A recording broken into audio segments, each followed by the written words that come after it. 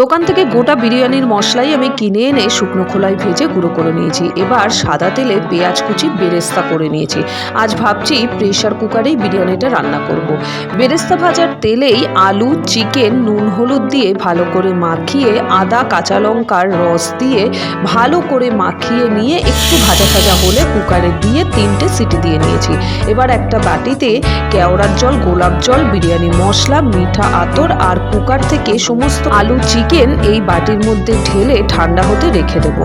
এবার দিয়ে দিচ্ছি 2 ফোঁটা মিঠা আতর। এদিকে ভাতটাও সিদ্ধ করে নিচ্ছি। গোটা গরম মশলা, তার সাথে সামান্য নুন দিয়ে ভাতটা 80% সেদ্ধ করে জল ঝরিয়ে নিয়ে এবার বাটির সমস্ত আলু চিকেন একটা পাত্রে নিয়ে ওপর দিয়ে ভাত দিয়ে বেরেস্তা দিয়ে আজ ভাবলাম সবুজ রঙেরই বিরিয়ানি করি। ঢেকে দিয়ে বসিয়ে দিলাম তাওয়ার উপরে। আহাহা, এত সুন্দর গন্ধ বেরিয়েছে না, দুর্দান্ত। সাবস্ক্রাইব।